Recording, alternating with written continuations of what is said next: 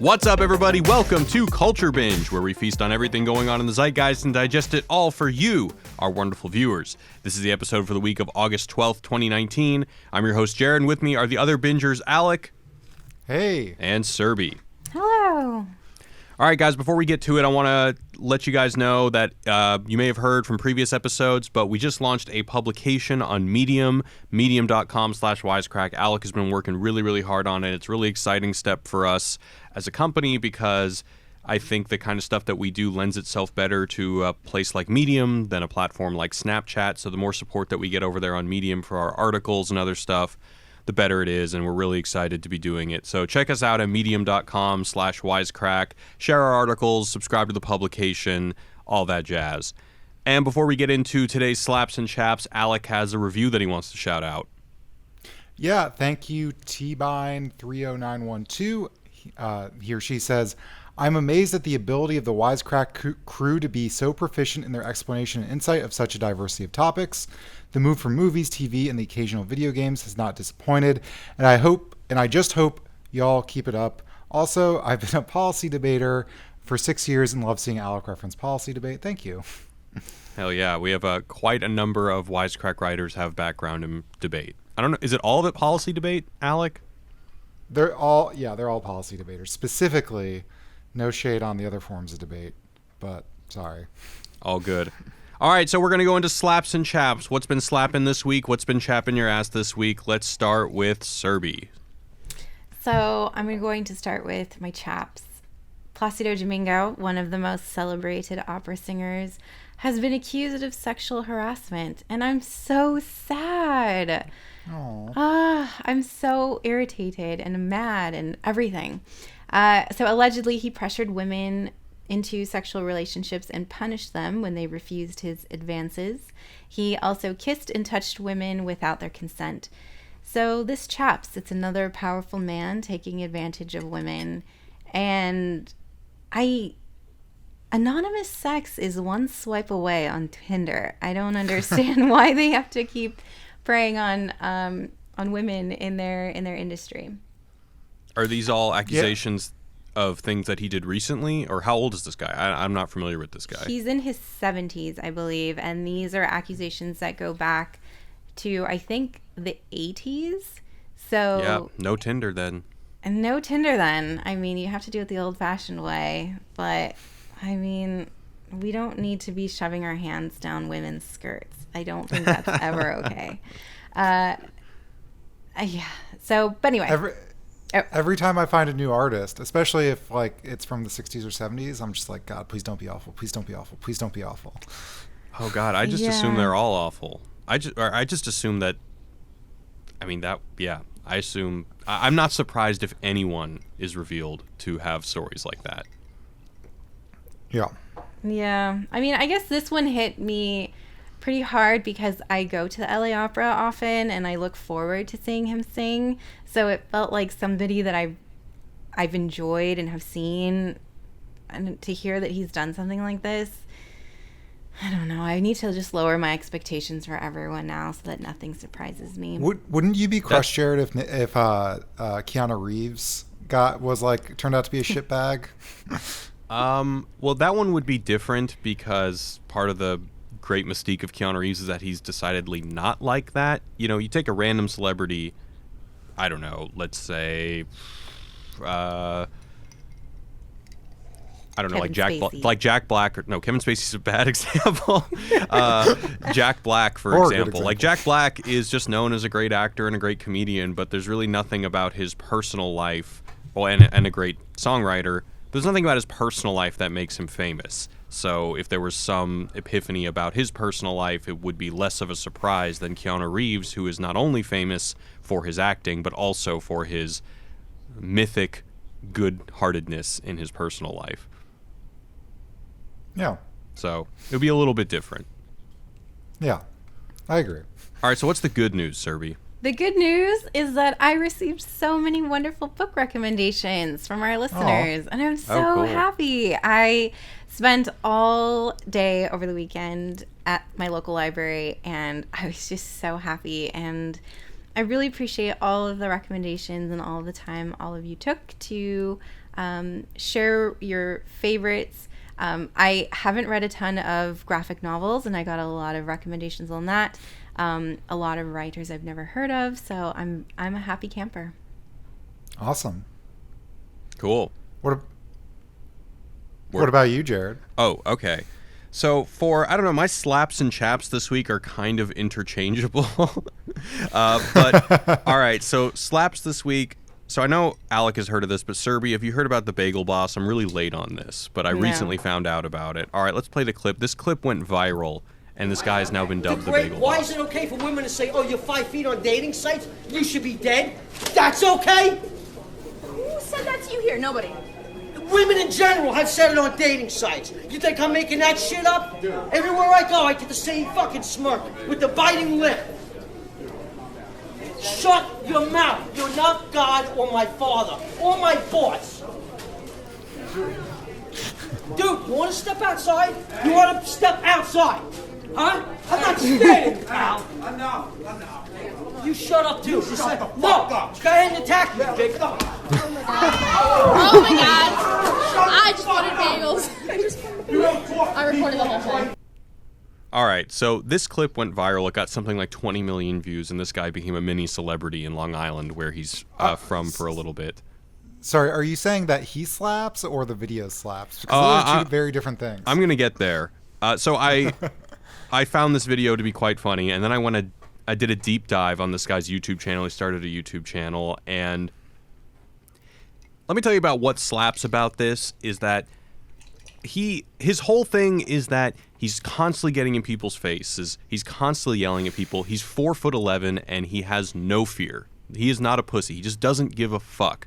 And so on his YouTube channel, there are a number of videos of him getting in confrontations with people that he knows. I learned that this guy is going through a really rough time in his life. He recently got divorced. He recently had started a company. The company went under, and now he's living out of his van. So living out of your van or living out of a car is like you're half a step away from homelessness. And that's something that... that's technically homelessness. Yes, you're right.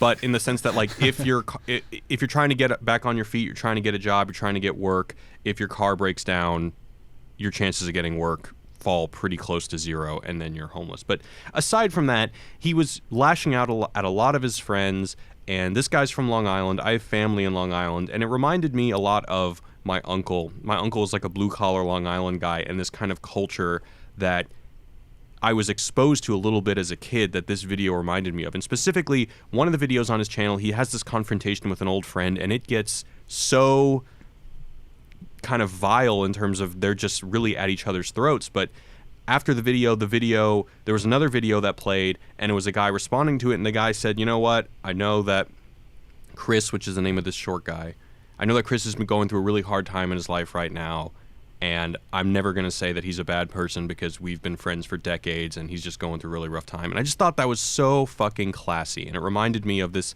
blue-collar culture in Long Island that my uncle kind of represented, in which people will just get up in each other's face, tell them to go fuck themselves, be really, really kind of like outspokenly mean towards each other. But at the end of the day, they're not out to cancel you. At the end of the day, they're not out to get your throat. They'll still maintain that at the end of the day, you're a good person. And I don't know, I find that to be a really positive thing, that we can all kind of air our grievances at each other. Things might get ugly, but at the end of the day, you're never going to try to ruin somebody's life because they said something that you don't like. I think there's a part of the culture I'm okay with and a part not. Like, I think I'm in your face and like kind of, I mean, it's kind of funny in this case because he's trying to be like aggressive physically, but he's 4'11" and gets tackled by a dude. That's like, whatever. But, and I told you this story a long time ago. I don't think you've heard it, Serby. One time, my last apartment, my window was by the street in Brooklyn, so I could hear whatever people were saying on the street. And there was some minor traffic, and like someone dinged someone else's car or something like that. And these two people were screaming at each other, not in a violent way, but the whole thing was the person was screaming, "I'm not going to call the cops. I just want you to admit you're a fucking moron." I draw the line at violence. As long as they're not being violent, I'm okay with it. Yeah, I know, but like there's that, and then there's like the physically aggressive swagger that often kind of like is belie the right word? Like it sort of suggests like violence could escalate. Like in this case, right? Like the second you get so close to someone's face, or you're puffing out your chest, or you're standing too close, these are all like very kind of physical, and like they often scare people, right? But if you're keeping your distance and you're just saying, I just want you to admit you're a fucking moron, and you dinged my car, and I want you to admit you're a bad driver, and then I will like leave, that person, A++, gold star, love them. Yeah, I agree. As I said, I draw the line at violence, and so long as we can air our grievances at each other without risk of somebody trying to cancel you or ruin your life, I think that's a good thing. That's kind of why this event spoke to me. Sorry, Serby, go ahead. I really like that that this guy's friends are able to separate a one moment in their relationship and understand that their friend is going through something difficult. And I think it's really nice that they're able to differentiate those things and to have a lot of empathy and care for their friend. And that's something that we don't have, I think, as often as I would like to see. I know that even in my life, if somebody does something, I'm like, oh, fuck that guy. And it's hard to remember, like, oh, well, maybe they're going through something challenging or difficult. So it's nice to hear. It's a nice, gentle reminder that we should all be a little bit more empathetic. Yeah. There's one other part of this video that I love that I talked to you about, Jared, which is that I'll call it the "Sir, this is a Wendy's" culture.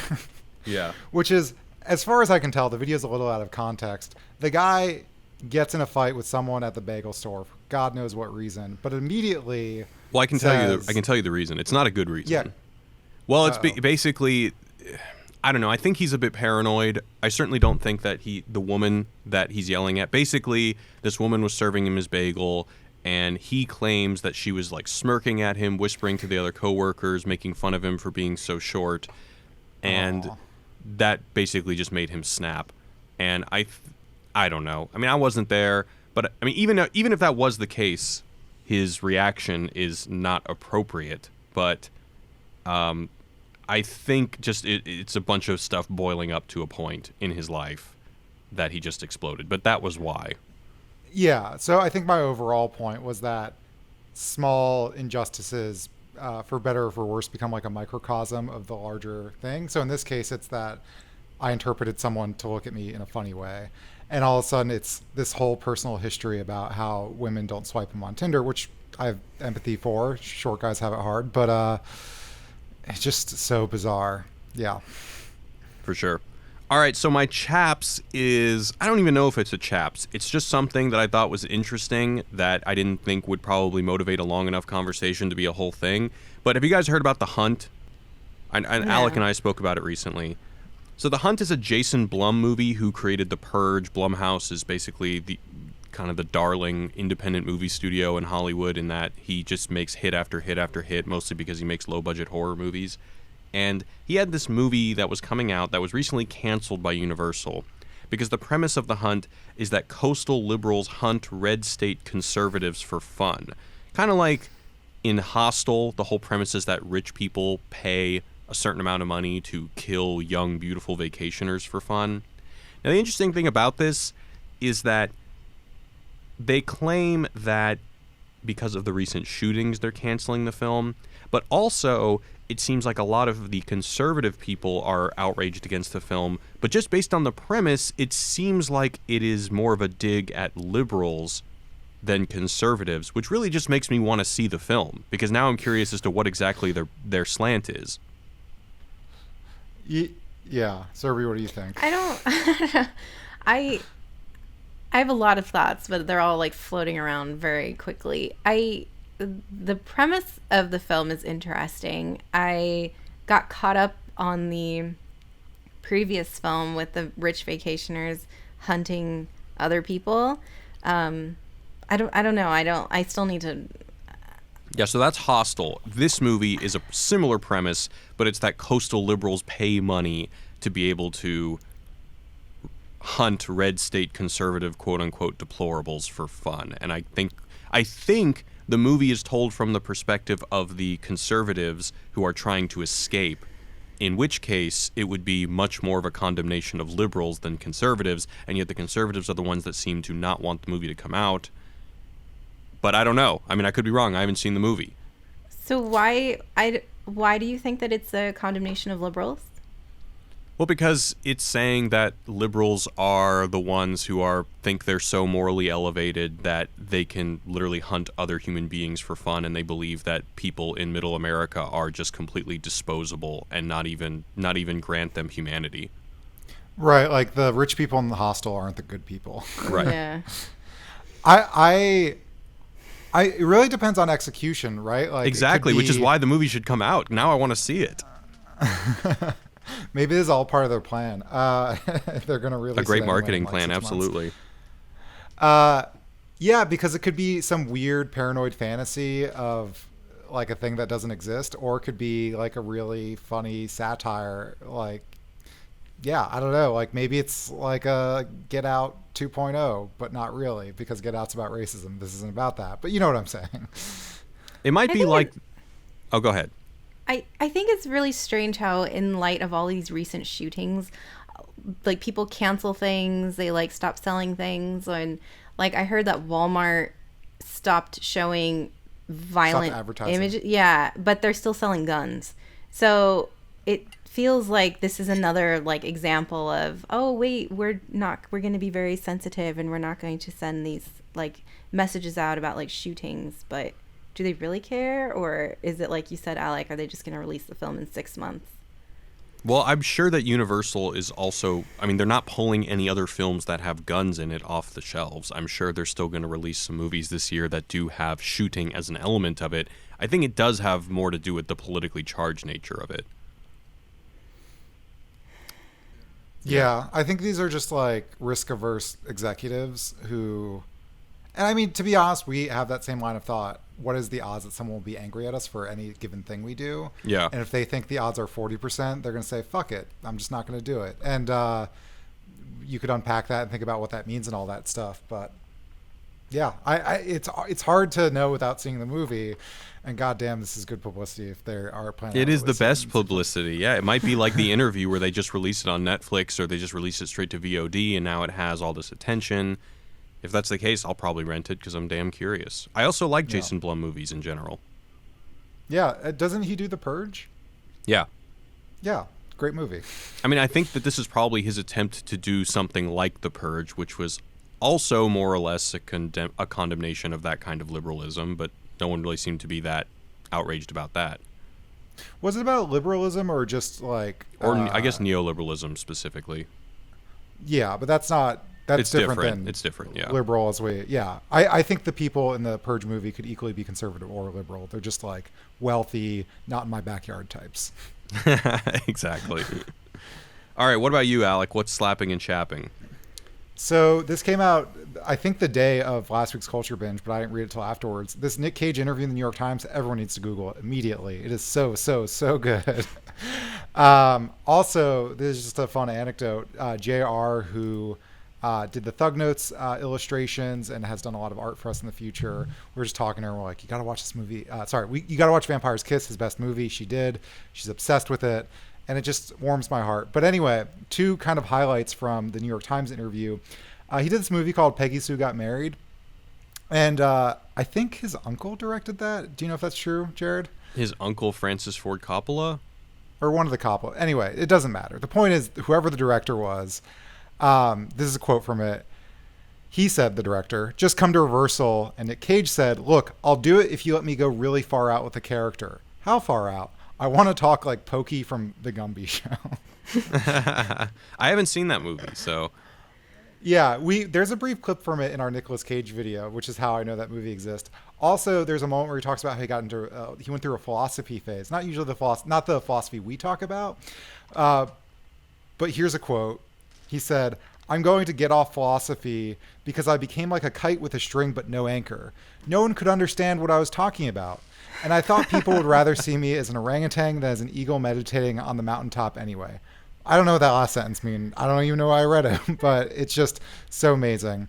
So Google that article, that New York Times interview. It's amazing. And my chaps is pretty simple. It's just that Nick Cage isn't recognized as the greatest actor that's ever lived. I think Nick Cage would be a very interesting person to spend time with, especially given his interest in castles and buying like such oddities and curiosities. I'm very interested. T-Rex skulls. Yeah, and like shrunken heads and dinosaur fossils and all sorts of weird things. There's a part in the interview where he talks about him collecting that stuff, kind of National Treasure-esque, but he refers to it as his Grail quest. And he also talks about this acting style he's dubbed Nouveau Shamanism, which is just that I think shamans in some religion would wear certain items that kind of had significance, meaning, possibly history. And so in his Ghost Rider performance, he would sew weird shit into his vest. And he would think that it like gave him this sort of shamanistic power. Oh, yeah. But when he buys this stuff, he describes it in this sort of shamanistic way of, you know, with his shrunken heads and with his T-Rex skull. It's part of this quest for meaningful items that he calls his Grail quest. Incredible. Yeah. The movie I'm most looking forward to, I don't even know if it's coming out this year, might be next year, Sion Sono is a Japanese director who makes some pretty wild stuff. And he says that his next movie will be his most wild, and it's starring Nicolas Cage, who also says that this movie will be his wildest performance ever. So I cannot wait. Unfortunately, I think Sion Sono had a heart attack in February, so I hope he's okay, and I hope that the movie still goes forward. But anyway, Alec, you said you had a tweet to show us before we get into the topics. Yeah, so Jared, you've been talking about depression memes. I've been talking about corporations and organizations doing the sort of hello fellow kids thing. Can we put up that tweet? You want to describe it for us, for the listener? So it's, what do you call this meme? It's the one with the boyfriend is walking with his girlfriend, but he's looking behind him at another girl, basically checking her out, and his girlfriend just has this look of disgust on her face. And on top of the boyfriend who's looking at the other girl, it says your timeline. In the girlfriend who's looking at him in disgust, it says existential dread. And instead of another girl that he's checking out, it just says otter content with an otter. This is an actual tweet by the Monterey Bay Aquarium. I've never been there. Now I want to go there because they understand me as a fellow kid. That's pretty awesome. I love it how you have this relationship to existential dread that you have to, you know, existential dread expects you to cater to it. Like, excuse me, I'm here. Why aren't you being sad right now? Why are you looking at those otters? All right, let's go into the topics. I believe, Alec, you're going first. What do you got for us? Yeah, so there's a cool article on Medium by Lux Alptrom. It is about porn sites launching both. Pornhub launched a sexual wellness center thing on their site, and another one called, give me a second, Strip Chat, is hooking people up with sex therapists. So the idea is that, you know, porn sites are offering users resources about sexual health, but also therapy itself. So here's a quote from the article. If you find yourself struggling with anxiety over your own porn habits, a Google search is likely to lead you to an anti-porn resource like Fight the New Drug, a Utah-based nonprofit founded by a group of Mormons, or Your Brain on Porn, a site run by self-identified recovering porn addicts, where total abstinence from adult content is presented as the only healthy solution. Now, obviously, we don't need to get into it, but this is probably bad because these people are, I disagree with them. But anyway, the article continues. In an attempt to push back against this one-sided discourse on porn consumption, some sexual health professionals are teaming up with porn platforms to bring a message of reduced shame and moderate consumption directly to consumers. At Pornhub, sex therapist Lori Petito managed the Pornhub Sexual Wellness Center, where visitors can find answers to a manner of all kinds of queries, including how much masturbation is too much, what goes on with untreated syphilis, why you won't be able to tell if someone has an STD, and affair-proofing your marriage. And then Strip Chat, which is just a sort of cam site, will soon offer users the chance to chat with sexual health experts about their various concerns around sex, porn, and relationship. Up first, psychologist and sex therapist David Lay, who will chat with Strip Chat users about porn addiction in an hour-long cam show on Thursday, August 1st. So that already happened. And Strip Chat did a survey Of 6,300 users, 42% of them reported feeling anxiety about their cam show consumption at least occasionally, and 11% reported feeling anxiety often or all the time. I have some more to say, but what do you guys think about that? Okay, so you mentioned that there's a Mormon. Wait, so where do they come in? It's not that Pornhub is joining with this Mormon group of Mormons. So right now, if you want to know about like porn addiction, or just like if you Google questions related to your porn consumption, like is this healthy or am I doing it too much, the Google results are dominated by just anti-porn activists. So Pornhub is combating this by saying like, hey, we have actual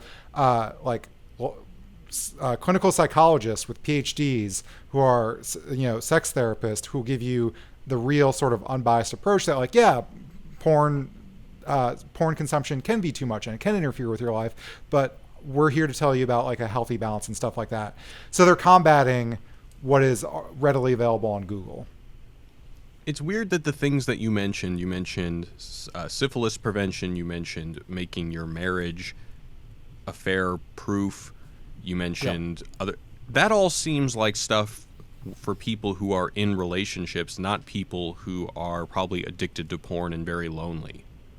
No, I mean, you could be addicted to porn and be in a relationship, I think. I mean, this is anecdotally, but, I've read about porn interfering with people's relationships, overconsumption, that sort of thing.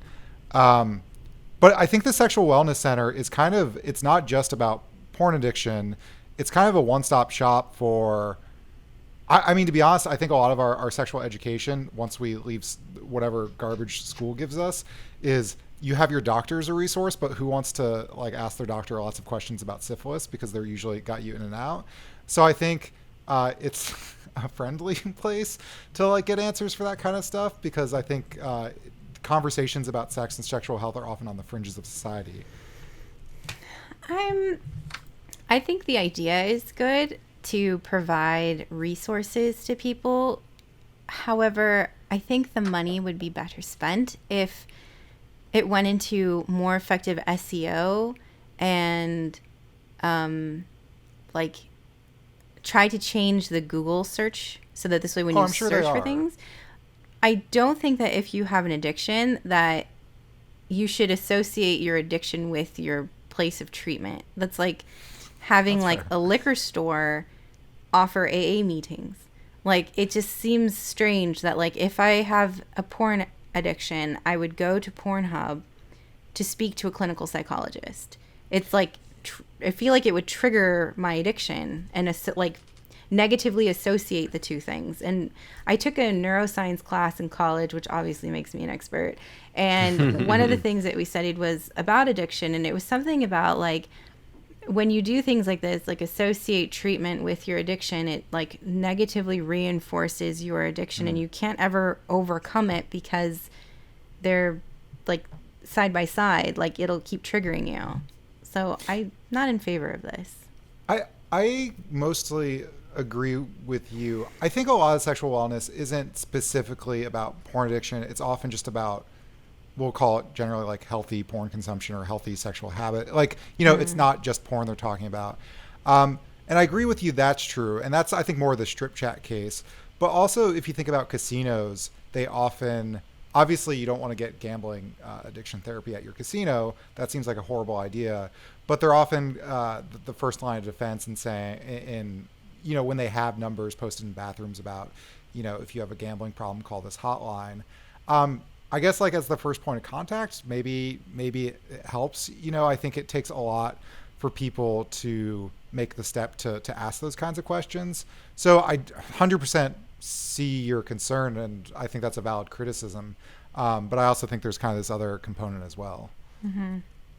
Are you at all concerned that the therapy, obviously the therapist won't be able to say, do not use, I mean, some people may not be able to find that middle ground. They may not be able to consume porn in moderation, in which case these therapists probably won't end up saying, oh, well, I think you should get off the site entirely because they're funded by the site, right? I don't know. So in the back of my head, I was like, how much freedom do these people have? I would imagine it's probably, I mean, first of all, these people, if they're like licensed therapists, they have like certain professional responsibilities that they would probably get fired from this gig before losing their license in their clinical practice. So if someone was presenting like clear signs of addiction, but I mean, if you think about it, the PR damage that they have to sustain from people being addicted is way less than telling like 5 users to stop, you know? Mm-hmm. Well, like the same thing with gambling addiction. Like, well, I don't know if the math works out this way, but like the very small percentage of people who have gambling addictions, it's probably better in the long term for their business model to not have those people sort of suing them or generating bad press than to just say like, we can make plenty of money off of the healthy people. Right. Yeah, that makes sense. I mean, do you think this is an element of this is just them trying to get ahead of any possible regulation? In a sense, if someone comes to their door and says that we want to regulate you, similar to what the UK is doing that we talked about previously in this podcast, that this is their attempt of saying, oh, no, that's not necessary. We got this taken under control. Everything is good. We've got the well-being of our customers in mind. Yeah. And I think normally this might be the topic that I'd be like, they're so nefarious and I hate them and blah, blah, blah. And maybe I'm just willfully, or I guess being selective about my criticism. But I did think about this because porn is often, well, it is on the fringe of society and historically it has been, you know, since it's existed. There's often laws regulating it, but also there's advocacy groups, whether evangelical Christians or other activist groups who are very, very, very anti-porn, who are putting all kinds of, what's the word I'm looking for? Scrutiny. They're putting all kinds of scrutiny on porn. And there are legitimate issues, right? There's exploitation. I guess Pornhub had a scandal about ads on their site having malware.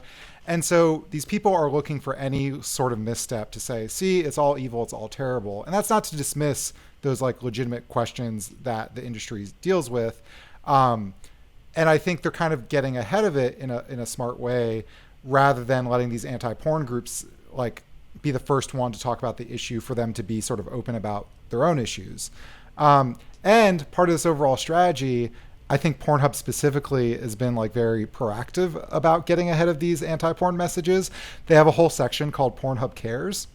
So some of the things on there, they rolled out accessibility features for the visually impaired.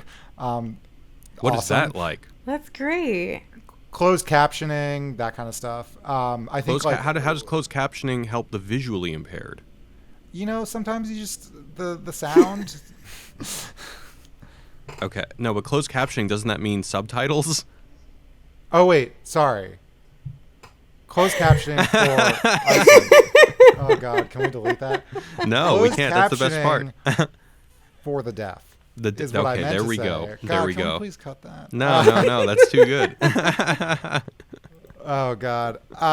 Like, have you ever seen Robin Hood Men in Tights, where the blind guy is reading a Playboy in Braille? Like, it's like that's I don't think that's entirely a joke anymore. Like, there are things like I feel like I've seen at least one headline where it's like, hey, remember this joke from Robin Hood Men in Tights? Well, it's real now. They do have porn for the blind.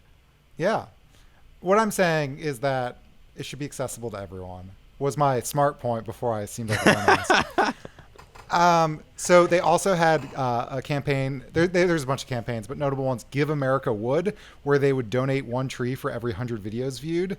They did a Save the Whales campaign, also tied to views. One about stopping domestic violence. They did multiple $25,000 scholarships. They did a video about how to have safe sex in retirement homes. I don't know if you know this, but retirement homes are just like cesspools of STDs because they know they can't get pregnant, so they don't wear protection, and they all have syphilis. Yeah. So there's that. And also they're very open with their analytics in a way that is useful for researchers and journalists. Also my favorite, Pornhub presents Bisexual. That's BEE sexual. It's about saving the bees. Oh, good. So I really like this. I think one nice thing is that they're sex positive, and it's great to provide a platform for that and to have so many like positive changes in society with the scholarships and the saving the bees and the whales and things. That's really nice. Yeah. Well, I don't know if you planned this, but it's quite the sequitur into what I'm about to talk about, which one could definitely say is very sex positive, because it's time for another installment of Brilliant or Insane, the segment where I present a bizarre work of art and you guys decide, is it brilliant or is it insane? This week we're talking about Lost Girls, the Alan Moore and Melinda Gebbie graphic novel. Now, Serby, have you heard of this? No. Do you know who Alan Moore is? No. I'm just going to leave this. Is he the one that did, I can't remember the name, with the floating Watchmen. guy? Watchmen, V for Vendetta. Watchmen, yeah. Yeah, exactly. So you may know Alan Moore as the self-proclaimed magician/writer of enduring graphic novels like Watchmen and V for Vendetta, but he also penned what some may consider one of the most artistic pornographies of all time. So Lost Girls, this thing I have here, is a 3-volume graphic novel pornography that retells... Is it pornography or erotica? And I think there's a difference. That's a good question. I think it's pornography, and I'll get to that soon. But it retells through a very adult lens the stories of Alice from Alice in Wonderland, Dorothy from The Wizard of Oz, and Wendy from Peter Pan. And today I'm out here to ask, is this work brilliant or insane? So let me give you a little bit of breakdown of the premise. Dorothy, Alice, and Wendy are all grown up and staying at a hotel in Austria where they have sex with random patrons, people who work at the hotel, a banana, and each other. A lot. Often while smoking opium, which calls back to the poppy seeds from Oz. Intermittently, they recount the stories of their childhood, which essentially amounts to pornographic renditions of their children's tales. This book is just constant explicit fucking with grown-up versions of characters from children's stories. Each of the 3 volumes then ends with some kind of sobering reality from world history. So the first book ends with the 3 ladies attending the infamous performance of Stravinsky's Rite of Spring in 1913, when dancer Vaslav Nijinsky's exotic choreography created a riot. And then at the end of book 2, it's the assassination of Franz Ferdinand. And then the third ends with the start of World War I. And let me give you guys a little bit of some details about the retellings. So instead of a young Dorothy from The Wizard of Oz getting caught up in a tornado that takes her to Oz, she takes refuge in a barn as the tornado passes over and masturbates for the first time. When she reaches climax, she reaches, quote-unquote, Oz. Instead of heading to Oz and meeting the Scarecrow, she goes to Kansas City and has sex with a, quote, brainless farmhand who works with hay. Instead of meeting a cowardly lion, Dorothy seduces a farmhand who catcalls girls but is too much of a coward to actually interact with them. She says after fucking him and showing him how to please a woman that she made him brave. Instead of a heartless tin man, she has sex with a stable boy who has sex with her in a very mechanical way. And then, of course, in the third book, she has sex with all 3 at the same time. Wendy, so instead of Peter Pan teaching Wendy to fly and taking her to Never Never Land, he climbs through the window and teaches Wendy and her siblings how to play with their genitals, and then has sex with Wendy, which gives her the feeling of quote-unquote flight. I love the look on Serby's face right now. So instead of Captain Hook, there's Captain Huxley, a man with a hooked hand who is chased off by Peter after he... You know what? I don't even know if I want to get into... Basically, he pays Peter for sex, and then eventually Peter, Hook, and all the Lost Boys all have sex with Wendy at the same time. And then Alice, instead of Alice being chased by a white rabbit screaming, I'm late, Alice is molested by her father's oldest friend, a white-haired man named Bunny, who gets her drunk, and she experiences a dreamlike sexual trance where she imagines having sex with her mirrored self. And instead of going to Wonderland, she goes to an all-girls school where she has orgies with other women, and the Mad Hatter, the Queen of Hearts, etc. are all recast as people that Alice has sex with, sometimes while on opium. So there is a bit of analysis that I have on this book and what I think he's going for, but I want to hear what your reactions are right now. By the way, I was going to bring in images because the whole thing is illustrated, but I'm not fucking with it. YouTube will probably kick us off the platform for some of this shit, even if you censor it. Serby? Oh, no. I don't...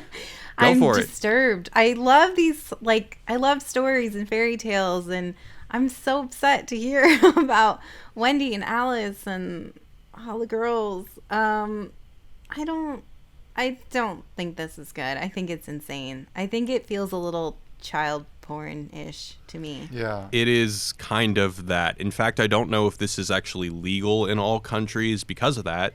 And that's actually why we're not showing the illustrations, is because Wendy from Peter Pan is not of age. You know, they're not, but I don't really know what the laws are. But yeah, I mean, that is a very, very, very valid concern. Alec, what do you think? Oh, sorry. Go ahead, Serby. No. I'd like to hear what Alec has to say. I'm kind of with Serby. I'm interested to see what your analysis is, because I think I haven't read this, and I also haven't seen the example I'm about to give. But you've told me about another depraved movie about depraved sexual acts called Salo, but it's really about Italian fascism. And so, like, unless this ends up being about something really insightful, but I think it runs the risk of just being like a gross old man's fantasies about children. Yeah, that is a valid criticism. So let me tell you what I think he's going for. So in the book, Alice is all grown up and she actually writes pornography. So there's this whole meta thing going on where, so not only are we consuming a graphic novel in which there are these children's myths that are sexualized, but in the book, Alice's job is that she takes stories of like Pyramus and Thisbe and these old myths and basically turns them into pornos.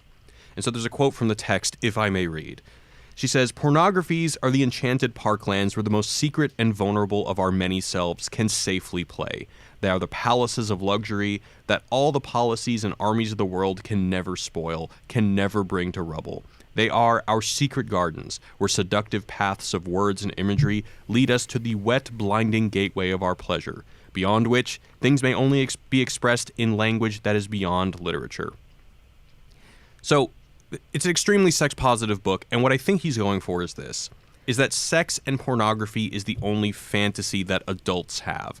After the effectiveness of children's stories wear off and we enter adulthood, sexuality is the only kind of escape we can have. And Moore is updating these children's stories to take an adult mind to Never Never Land, or Wonderland, or Oz. For adults, the realm of fantasy is the sexual. So there's a really good quote from Dorothy, or someone says this to Dorothy in the book. Someone says, "Like shoes, we try on our fantasies, yes. Sometimes they're too big for us. Sometimes we outgrow them. They become too small and confining, or perhaps they wear out, become dull, familiar, merely comfortable. But always our shoes, our fantasies, take us somewhere new." So I think that's what he's going for. He's trying to basically say that eroticism is fantasy for adults, and he's making that point in a very, very extreme way. But what do you guys think about that? No, I think that he's just come up with this really nice idea to like publicize child porn. No. Yeah, Not- it's like not buying it? Porn is the last place that they can't control, and by porn I mean child porn. You know, like Jeffrey Epstein would have loved this. No, Well, what if, I mean, so but yeah, like how do you draw that line? draw the line between what? Like, I mean, it's one thing to talk about.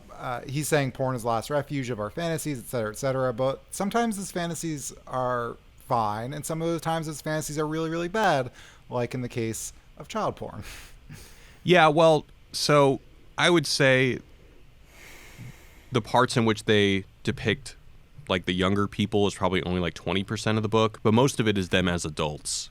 Not that that makes that 20% any better, but just to give you guys a little bit more of a idea of what's going on here. I don't think any percentage is acceptable. I feel this is probably. So what would you think about it? What would you think about it if it was just the grown-up versions and there was no remembering back to the original tales? I feel better. I wouldn't give it maybe a certified brilliant, but I'd be a little less creeped out. Definitely. I think it's hard for me to be objective by how creeped out I am. Yeah. I'll just put that right out there. I think if it was an adult retelling of these fairy tales and stories, I would be fine with it. I would still think it's weird, but I wouldn't write it off. I would just be like, okay, well, I wouldn't see Wendy like having orgies with all these men and some hooked guy, but whatever. Yeah, I mean, the whole point is to get as depraved as possible, and boy, does he go for it. I just think there's other ways to get depraved, man. I mean, yeah, I guess, but I mean, there probably. I mean, yes, there may be other ways to get to those depths of depravity, but if you're in the depths of depravity, it's probably really bad anyway. I don't know, man. I don't know if I can get that bad. Like, all right. even when I'm in, I'm that So low. it sounds like the Culture Bingers are saying insane. Guys, write us an email, culturebinge@wisecrack.co, if you also think that Alan Moore is insane or brilliant with his project Lost Girls. Anyway, that's my spiel. Serby, what you got? What is White Knight Fraud? Okay, so I was going to ask you a question about the little no. Lost Girls. Yeah, what sure. are you going to do with that gigantic volume? He's going to put it on his I mean, nightstand. I bought this like a year ago. We did an Alan Moore video about a year and a half ago, and someone had mentioned this to me, and I had no idea that it existed. And when I read the premise, I just was so curious that I bought it. And me and the guy who wrote the Alan Moore video, Matthew, we both read it. And yeah, I mean, it's just in the office. I mean, I'm not going to like get rid of it. I mean, I don't know. Do I think it's brilliant or insane? I think that it's probably insane, very ballsy, certainly interesting, but I don't know if I'd call it brilliant. We should auction it off. Oh, you can find it on Amazon. The Wisecrack copy of Lost Girls.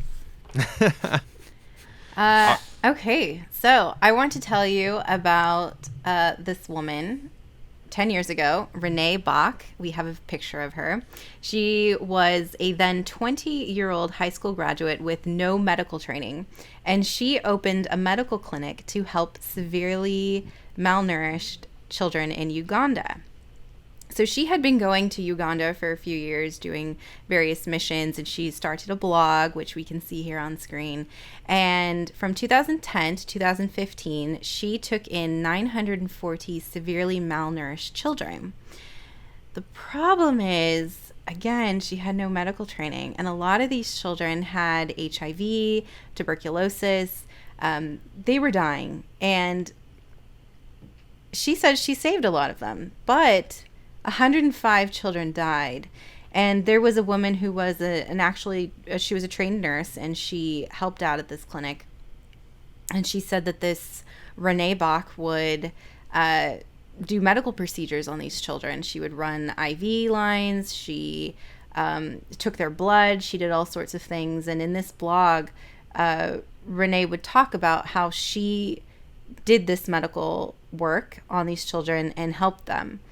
But now she's being sued by the Ugandan families of these children who died. And she fled Uganda, returned to her home in, I think, Virginia. And there's a lot of talk about what led her to do this. And there are two thoughts. One is white saviorism, and the other is religion. So Renee is very religious, and she felt that it was her calling from God to start this clinic to help these children. But most people say that this is another example of white saviorism or Western saviorism, which is the idea that a white person or white culture or Western culture will go in to rescue people of color from their own situation. And throughout the white savior's experience, they center themselves in the journey, assume messianic roles, and embark on a journey of self-discovery and learning and the process of rescuing others. There was this writer, Anne Theriault, I mispronounced that because I don't know French. She said, "Our white privilege colors our perception in ways that are hurtful to other people, and even when our intentions are good, our actions can be problematic." And there have been a few examples in recent times of this Western or white saviorism. There was a group a couple years ago, I believe, that rallied women to band together to go topless to fight against Muslim women wearing hijabs. There was a a guy who went to an isolated island in the Indian Ocean to bring the word of God to these people. So what do you think? Do people have good intentions? Is it too much white privilege? Is it a result of religion gone wrong? Or are we not doing enough? Should we be going in to bring the word of God and to help people in other countries? Well, hold on. Just to recap, basically the problem is she set up this hospital Medical or whatever to help people and just fucked up, right? Like, that's the real problem. Right. Well, not just fucked up. It's not like she was a real doctor who, doctors make mistakes. It was like, I'm going to do this thing I'm 100% unqualified to do, Yeah, she was only 20 years old and knew nothing. And it started off nice. She had this space where she would provide meals to malnourished children. And then she was approached to start taking in kids and bring them back to life, essentially. So then she said, that is my calling. That is what God wants me to do. Originally, God wanted me to come help children, but this is my real mission, is to bring malnourished children back to health. So she started to, I think, do medical, in addition to providing meals, she did medical work on them, or not medical work, I'm using the wrong language, but she would do medical procedures on these kids. And that's where the problem is, that this woman with no experience, no training, thought that this was her role, and she killed, or maybe 105 of them died. I mean, it just sounds like this woman is a narcissist. And obviously I don't, and it does bother me when you see that people have these humanitarian projects that are basically ways that allow them to feel better about themselves, and they're more kind of concerned on the optics of helping third world people than they are with actually helping them, and that's not good. It just reminds me of back when I was on dating sites. There were always those people who had both. There were women who, it's like me with all these people in developing countries. Look how much of a humanitarian I am. If they're there and they're doing humanitarian things and they're actually helping these people, great. But I don't really like the idea of cashing in on the cultural capital of like, oh, look how awesome this image is of me helping these people. Look how good of a person I am. I think that's pretty gross. Yeah, I think it's actually not just optics, because I think, well, first to answer your question, Serby, I think it's like white saviorism filtered through religion. Like, I don't think it's necessarily religion, but I actually see this a lot in everything, but not even like in the sort of Americans going to Africa context, like any sort of activism, where it's like people always want to be the protagonist in their story. They want to be the center of attention. It's like a cultural narcissism, right?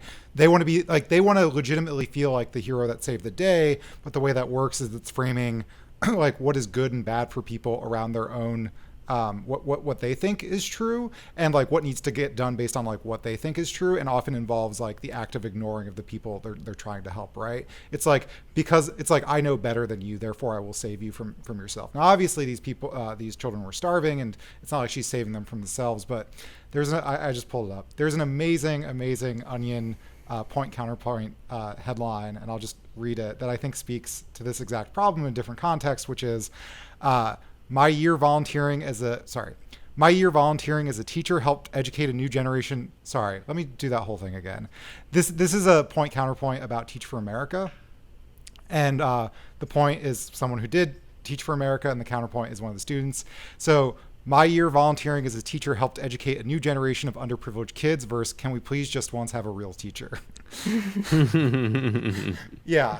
So like, if this woman had gone to Uganda and like volunteered at a local organization, even if she was posting pictures on social media and was kind of narcissistic about it, I'd be more okay with it. But I think what happens in the nonprofit world in general is that nobody wants to do the grunt work that actually needs to get done. They all want to be the leader. They all want to be in charge. And a good example of this is that I went to a school that had it was a graduate program that would essentially train people to work in nonprofits. But you have these adults, usually with trust funds or come from money, and none of them just want to like get the decently paid communications job or sort of organizer job at one of these they all want to start their own profit and with their own name. Or like and I might have mentioned this before, when someone's kid gets a rare disease, it's never that I'm going to donate tens of millions of dollars to the biggest charity for that rare disease. It's always like, I'm going to create my own foundation in my own family's name to celebrate my own kid. And I think that just creates a lot of problem in that, like, people, these are projects to feed people's ego, and I think they do want to help, but it's like they want that narrative of them as the knight in shining armor, and it leads to all kinds of terrible things. I had a long conversation with somebody where we're all kind of ganging up on them because they wanted to get involved in activism, but they didn't want to do any grunt work. And I talked about this last week. If politically, the most effective thing you can do is knock on doors, but it also sucks the most. And nobody wants to do that. Everyone wants to like create their own political organization where they'll like be on social media or something like that. But really, the most important thing you could do is not create some other PAC or something like that. The most important thing you could do is knock on doors, but nobody wants to do it because it's not, they consider it demeaning or below their station or something like that. This is another reason why Keanu Reeves is such a hero. He gives away a lot of his money, but you never hear about it. There's no fucking Keanu Reeves Center for the Blind. There's none of that shit. He just gives it away. You don't see him on the front page of any newspaper with kids from the third world. He just does it. And I'm not even saying that he knocks on doors or he gets in doing the gritty shit, but it doesn't seem like he's motivated by being the star. And you're absolutely right. Especially a lot of rich kids, they're just really, really guilty. They don't really know what to do with the fact that their lives are seemingly amazing and the rest of the world is mired in shit. And yet, of course, you know, they've lived a privileged life so far. They probably don't want to be miserable doing really, really hard work, but they sure would like to feel good about themselves and to kind of accumulate the reputation that would look good among people in their community, which are also very, very rich people. So yeah, I mean, they kind of just create these empty titles for themselves and just throw money around, and hopefully somebody does the right thing. So yeah, I mean, but you know, the real problem about this is that it's made me very cynical about nonprofits in general, and it makes people very cynical about charities in general. I mean, we talked about in one of the earlier episodes about how true crime content makes people perhaps in an unwarranted degree cynical about the American justice system, and I would say stories like this are perhaps the same, because I'm so skeptical whenever I hear about any kind of a nonprofit or any kind of a charity now. Yeah, I think the difference, I'm also skeptical, but I'm like, I'll give them my money. Well, you want to look into ones that are good.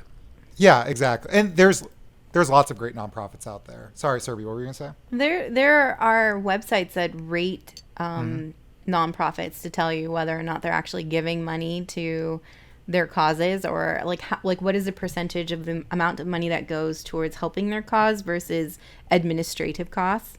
One thing I wanted to talk about with, like, if people want to do these things, because it is admirable that you want to help malnourished children or you want to help people who are oppressed or in need, but what needs to be done is, I think, rather than go in and start creating changes, I think people need to understand the problem and to work with organizations that have already been established in these areas.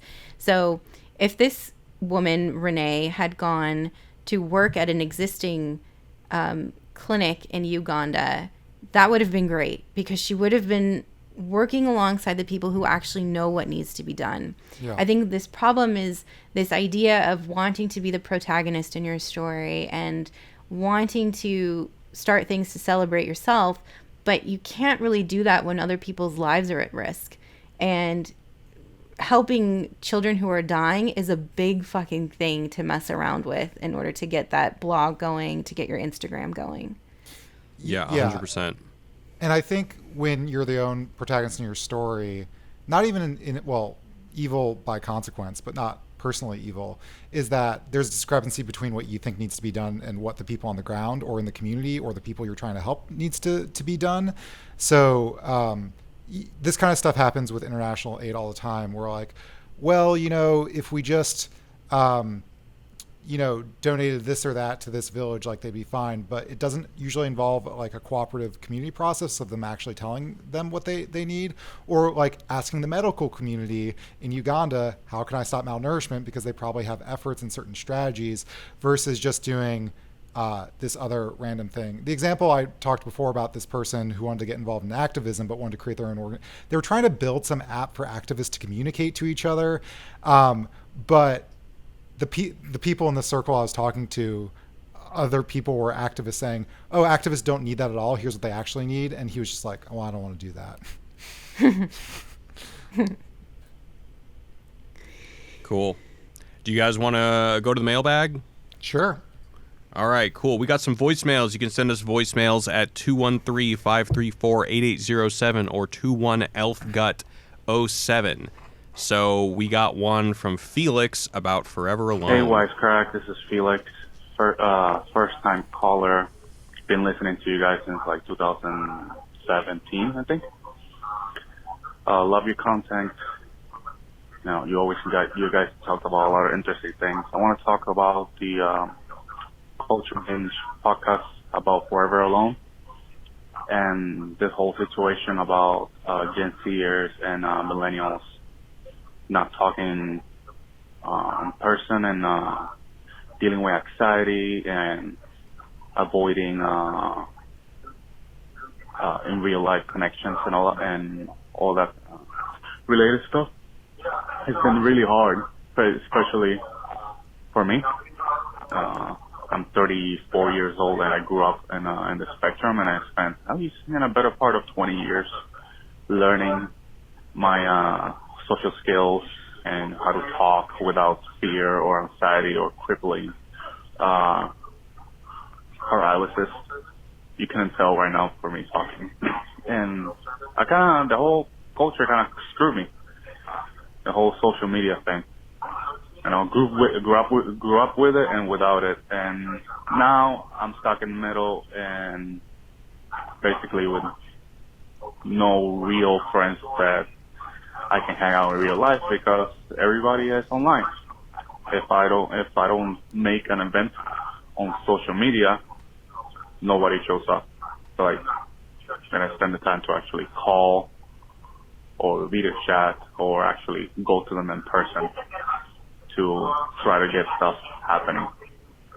All right.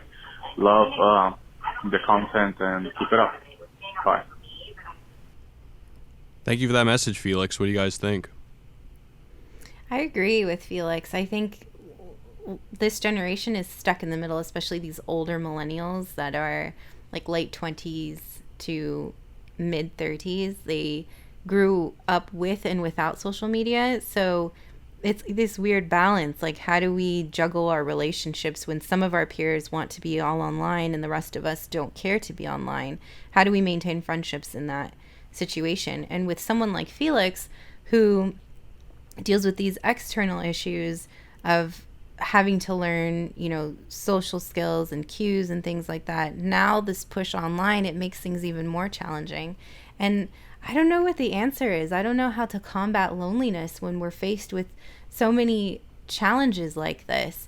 I mean, it's easy to say to go to meetups or to go, find groups and things like that. But when everybody wants to be online, it's hard for those of us that favor in-person connections.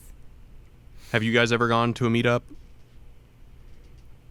Well, not like meetup.com, but this doesn't count. I got invited to like a video maker networking event. And as someone... That's business. Huh? Yeah, that's business. Yeah, okay, so no. I went to... I mean, it was weird because it was a meetup, but it was all surrounding a movie. Like, we're all going to go see this movie together. The Matrix. And it was just a bunch of socially awkward people. It was not The Matrix. I actually don't remember what movie it was. But it was just a bunch of socially awkward people who, we all just, got there right before the movie started and said hi, hi, hi. And then we all sat down, watched the movie, and then we were all socially awkward and just said bye afterwards. So, the movie was not the best setting to do this at. But that was kind of my first and only time using meetup.com. It was just not very successful. Yeah, and, sorry, what was the name of the caller again? Felix. Yeah. I mean, I consider myself socially awkward. Felix said he was on the spectrum, but I imagine, yeah, the people who have trouble meeting people are going to go to the meetups, but then everyone is either socially awkward or has trouble navigating these spaces. To speak to your situation, we actually, this speaks to Felix's call, but we got an email, which I'll read in a little bit if we have time, about like Dungeons and Dragons, or Mike Burns last week was talking about the Grateful Dead. But I think these kind of subcultures are maybe a way, because also, I think especially for, people on the spectrum, something like Dungeons and Dragons, where there's clearly defined rules, where it's like, great, like I know how to interact with this space, and then I can meet people, and like we're all here doing this game together, and it's social, unlike a movie. I don't know, like I think that's really awesome. One of my friends is actually trying to organize a D&D night, and I'm very excited because I don't think I have it as bad as other people, but I definitely default to staying home playing video games by myself. Sure. I think that board games and board game gatherings are a great way to meet people, at least from what I've heard and have read online, that community is very welcoming and open. So I suppose if you're looking to meet new people and make new friends, maybe try to find a board game meet up or gathering near you. That could Or be like a way. Magic the Gathering has like a cool community. Yeah, like all that super nerdy shit that I love. Yeah. All right, let's go into the emails. Do we have time for maybe a couple? Yeah, sure. Here's an email from Catherine. Hey guys, so my grandfather passed last February and my family chose to live stream it and keep a copy of it online. To me, it was horrible. My mom rewatched the video numerous times to gauge how she looked. Oh my God. And my aunt dictated what we wore and how we walked so that would look good. I'm just cringing so hard. It hurt that my grandpa's moment became more about appearances than remembering him. Just seemed to feed into that whole Instagram culture. That's just my 2 cents. Thanks for the great podcast. Kat. I didn't even think about that. Thank you for that email, Kat. Yeah. I'd be interested to hear if other people have similar experiences, but yeah, that sounds pretty rough. I don't have anything to say other than, God, that's horrible. I mean, like, I'm kind of laughing, but also very sad about this email. I hope that experience doesn't mar the moment of mourning and remembering her grandfather. So even though like people make grief and loss about themselves, but I hope that she was able to get to a place where she can remember her grandfather and push her aunt and mother's opinions to the side. Yeah. Have you guys ever seen... Yeah, go ahead. You guys have seen Requiem for a Dream, right? The whole thing with like the mother is always trying to get this dress on because she's going to be on television. You know, we take for granted being live streamed on the internet often, but that, you know, I mean, you know, we don't really doll ourselves up much on it because we're so used to it. But I don't know, maybe there is a generation out there who's like, oh my God, this funeral is going to be live streamed. I've never been live streamed before. I'm going to have to gussy myself up. Maybe not though, because anyone can live stream themselves at any time. But I don't know. I think you're right. I think that's about probably a boomer thing. Yeah. Okay. What's next? All right. Here's an email from Ryan. Hey guys, taking a business trip from, Jesus, let me try that again. Taking a break from a business trip to Bulgaria to drop a line about the Grateful Dead concerts. Back in my college days, about 15 years ago, I would follow a jam band around the Deep South called Widespread Panic, and the description of the lot and culture of jam bands is spot on. People would set up tent cities where we would buy shirts, various illicit substances, and food before going into the show. We would show up an hour before the show to check out the lot, and during the show, everyone would be keeping set list and consulting with strangers if they didn't know a song.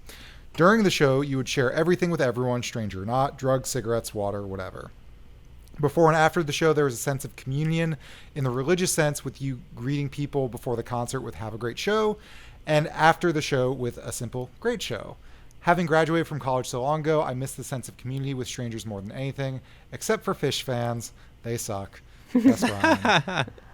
Oh, why you gotta do Kevin dirty like that? Yeah, we have somebody who used to work with us who's a diehard Fish fan. There's also a PS for Serbi. Stoked you liked my, how do you pronounce that country, Serbi? Kyrgyzstan? Kyrgyzstan. Yeah. comment about Libra, and 3 cheers to Serbi for being the 1% of people that pronounced Kyrgyzstan without difficulty. Nice. I Yeah, I've really never- like this Grateful Dead community. I love it. They're so thoughtful and kind. Yeah. We have one last email. It's pretty short if you think we have time, Jared. Yeah, let's do it. Yeah. All right. So this is the email I was referring to earlier from Jordan. Hi, I was listening to episode 12 and you guys were talking about the resurgence of psychedelic culture and the togetherness aspect. I think you could apply nearly everything you said about the Grateful Dead to the resurgence of Dungeons & Dragons, an incredibly diverse and welcoming community, check. Meaningful experiences meeting up with people in person, check. Old guard and new guard coming together, check. I don't have any in-depth philosophical takes, but I think there's something to be said for the return of cultural touchstones that build community IRL. Keep up the good work, Jordan.